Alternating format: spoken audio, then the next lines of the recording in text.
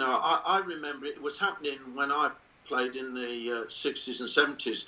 I think in the 70s it came in when Leeds United, the great Leeds United team, started doing it. They started to bring in like tactics like keep the ball in the corner flag when they're winning with 5 minutes to go and things like that.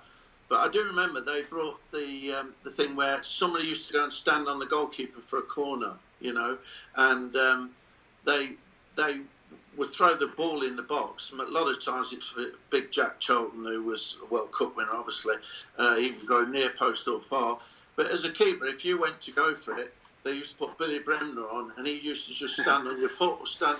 Now, in those days, referees weren't used to it, so they were just watching the ball. Yeah, listen, it is obstruction. Of course it is, because you, as a goalkeeper, you're not an outfielder in the sense that you can't just make a run to the near post and hope the ball comes there. Because you can make a run to the near post, it doesn't go near you, and nothing happens. But you have to go for the ball.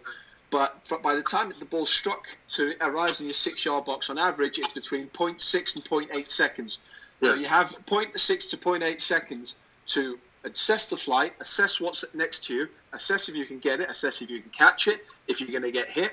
You have to be able to move in that time as well, and it just becomes more and more impossible. But it's got to be a major thing, Kasper, that a goalkeeper who's the biggest part of a ball going in the 6-yard box, he's got to go for it. That's his area. I do tend to agree. I mean, I'm not easy on the referees at any point, but I think they're kind of helpless in this situation. And I would always say to any team, that as long as you're within the rules, you should try and do it. And we do put players on the opposition goalkeepers, but it comes down to tactics. Because if you play with a zonal marking system like we do, zonal marking makes it very, very difficult for any goalkeeper to come for crosses in the box on corners, because when you do zonal marking, you have double the amount of traffic in front of you as you would have on, for example, man marking. Man marking makes it a lot easier, because a lot of the time on man marking, you aren't playing offsides or anything like that. You'd stick a man on the guy in front of you, and he would kind of just lean into him and move him away a little bit, just so you've got an extra yard to maybe move. So again, tactically, it comes down to how you defend corners. At the moment, it comes in trends. At the moment, the big trend is to go zonal, and statistically, zonal is the most effective.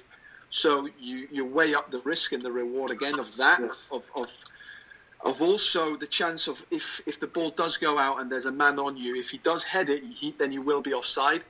So that's again the gamble or whatever you want to call it that you're taking by playing that system. I'll tell you a funny story, Kasper. Played against the great Leeds United team at Filbert Street down the double-decker end, and it was muddy enough as it was, and they used to bring big Jack Shilton up on the near post, swing the ball in, and even if you were favourite, you think you're going to knock it up, punch it away, and Jack's neck used to stretch 6 inches, like they called him the giraffe.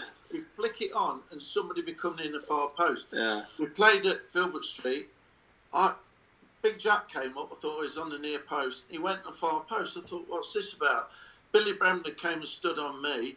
They flung the ball to the far post in the 6-yard box. My ball. I went to go for it.